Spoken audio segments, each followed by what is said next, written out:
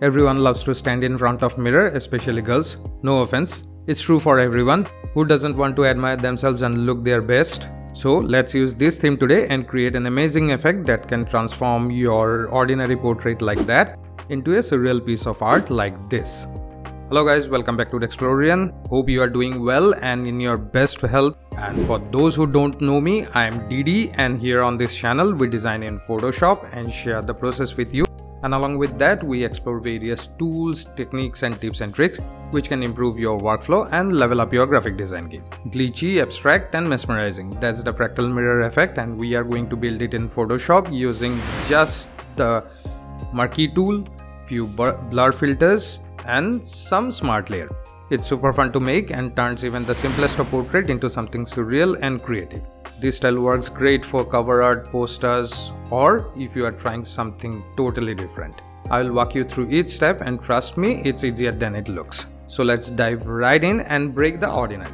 Our first step will be setting up the canvas, and I have set my canvas to A4 size. Now we drag in the portrait image we want to use and simply drop it onto the canvas like this, and then resize and position it as we like. I've intentionally used a black and white image as it's gonna save us one more step of converting the image into a black and white. There's no problem in that. If you are using a colored image, you can easily turn that into a black and white, and I have explained that process in many of my videos. The reason we need a black and white image is because we will be using a gradient map later, so you have to do it anyway. I'll be keeping it here, and now we need a duplicate of this image, and for that we're gonna press Ctrl or Command J, and a new layer is formed with the same image. We can turn off the visibility of the original layer, and now we'll rasterize the duplicate layer. Don't forget to do this step. Without this, the next step will not work. Keep the layer selected. Now we take the rectangular marquee tool and draw a selection like this. Then right click inside the selection and click on layer via cut, and you will notice a new layer is being created with only the selected area. We'll turn off the visibility of this layer and again make a new selection. It may be of the same size, or you can do it randomly like me.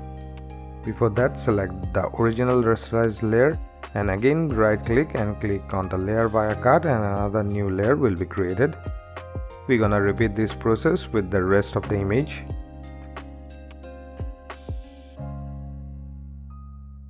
You won't have to do anything for these two extreme parts.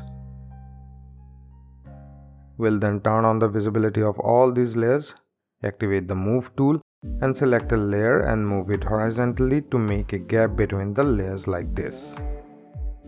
We'll also keep the gap size random.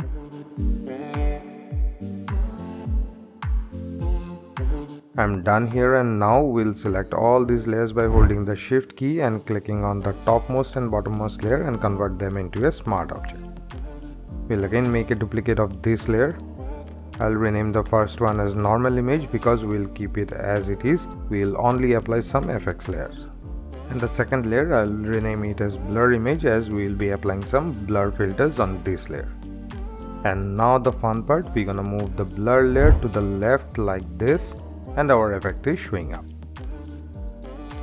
Simple, isn't it? And so is clicking the like button, which will help this channel to grow and will keep me motivated. But do that only if you find the video helpful. And if you are interested in more such videos, then subscribe the channel, and clicking the bell icon right next to the subscribe button will ensure you get notified of all my future videos. And now let's quickly move on to our next step, where we'll be enhancing the look and feel of the effect. We'll zoom in a little. I will be focusing on the eyes and treat it as a reference point. The first thing we're gonna do is select the blur image layer and apply a filter, and for that we go to filter menu, then blur and click on Gaussian blur. The number are way too high here. We have to reduce it, and I'll set it to around 5 or 6. This was before and this is after. Then we'll again go to filter, and this time click on motion blur. I'll set the angle 90 degrees because I want the blur to be vertical, and now adjust the distance. We don't need much, just a little bit of motion blur. I think 35 is good. Can you notice the difference? We are good here, and now we'll go to the normal image layer and apply some effects here to make it more realistic. We'll double click here on the blank space of the layer to open the layer style dialog box and first click here on the outer glow. We'll adjust the size and spread first and then adjust the opacity. Then we're gonna add an inner glow and play with the available options here to get the desired result. The goal here is to keep the effect very subtle and try not to overdo the things. I will suggest you to do your part of experimenting here. And the last effect we're gonna add is satin. This is an optional step. It totally depends on your personal preference, how you like the look and feel of your poster. Let's keep it here for the time being and we will refine it later. Now we'll add a solid color adjustment layer, make it black and place it below the image layer, and it will blend with the background of the subject in the image. We are almost done here, but if you want to take it a little further and make it look more professional, then I have a trick under my sleeves. Not literally. To do that, we will double click here on the icon of the normal image, and since we have made this layer a smart object earlier, we will be able to make changes to the image. It will be opening in a separate canvas and we'll do the alterations here.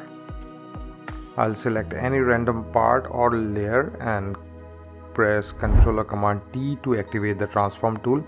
Right click on the layer and click on perspective. I'll hold the anchor here and drag it to make the layer a little angular like this. It will create an illusion of change in the angle. I'll do this for 2 more layers. When you are done, press Ctrl or Command S to save the changes you made and it will be automatically updated in our main canvas. You can close the other canvas. And now we'll select both these image layers and press Ctrl or Command G to group them together and rename it as subject composite. Then we'll apply a layer mask to this group, take the brush tool and make the brush head larger by pressing the left square bracket key. Right click anywhere on the canvas to open the brush settings and select the soft round brush. Change the foreground color to black by pressing the X key and we'll paint like this to hide the extra lines or glows here behind the mask. Wherever needed, make the brush smaller by pressing the right square bracket key.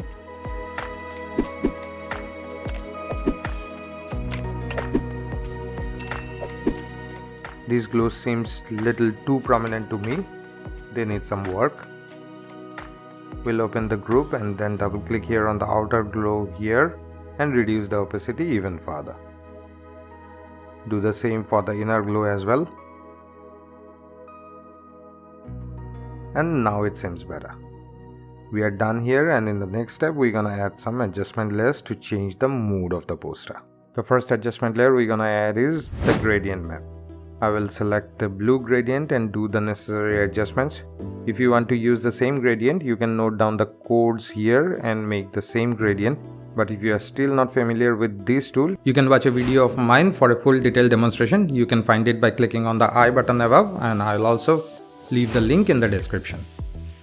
Let me just quickly finish it up.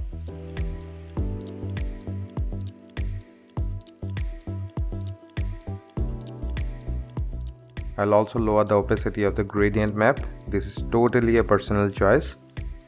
And now the second adjustment layer will be the levels adjustment layer to give it some amount of contrast. I'm done here, but something is still missing. Can you feel that? Since the light is coming from this side, let's try to add some soft light in this direction. To do that, we'll take the ellipse tool and draw an ellipse like this. To make it a circle, you can hold the shift key. Make it slightly bigger. For the fill color, I will select a lighter shade of blue, preferably a shade from the gradient we used earlier. And for strokes, we need nothing. Then we'll convert this ellipse layer into a smart object and then apply the Gaussian blur filter to it. This time the radius value will be higher to make it softer. We'll move this to the corner and place it like this. But there is a line showing up and we don't want that. So we'll add a layer mask to this ellipse layer and again with the help of the brush tool, we're gonna mask it out. By now you know the process. If required, you can also adjust the opacity a little. I'll rename it as light and move on to our last and final step of adding some text. For that, we will click on the text tool to activate it and click anywhere on the canvas to add the text, and then double click and type in our text. Increase the size. I'm going to use a font called Mayonnaise. Make a copy of this text layer by holding the Alt or Option key and dragging like this, and again double click to edit the text. For another piece of text, I'll be using the font Rosino or Rosino. And I have provided all the links of the resources we are using today, be it the fonts or the image, in the description in case you want to use them in any of your project. I will create a text effect here, and for that we'll draw a rectangle, change its fill color to somewhat orangish red. Strokes will be none. Then we double click on the blank space of the authentic text layer, and here in the knockout we'll click on shallow and bring down the fill opacity to 0. But nothing has changed, isn't it? Because I did a mistake here. We have to place the text layer above the rectangle, and now it's showing up. But the knockout is affecting even the background layer, but we selected the shallow option, isn't it? That's correct. But we have to do one more step to get it right. We'll select both the text and the rectangle layer and press Ctrl or Command G to group them together, and now it's done. I'll do one more thing. Open the group, select the rectangle layer, and now change its blend mode to screen so that there can be some amount of transparency in the rectangle. I'll also adjust the opacity a little. Let's do some resizing. Now I'm going to add few more lines in the form of paragraph, and there is a cool trick to do that. We'll again take the rectangle tool and draw a rectangle like this. Fill color and stroke will be none. And now when we activate the text tool and bring the cursor inside this rectangle, you can notice the cursor is changed now, and when we click, the text remains inside the rectangle. Isn't it cool? And now you can edit the text in whatever way you want.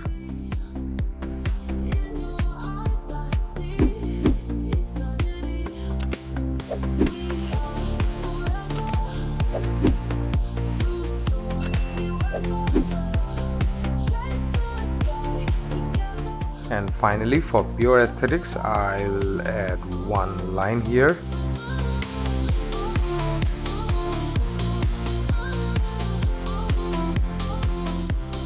And with this, our fractal mirror poster is complete. There are a few more variations of this effect, and if you are interested and want me to show them as well, then comments down below, or you can DM me on my Instagram. And if you are interested in creating another effect which can be done using very simple tools like we did today, then you can watch this video.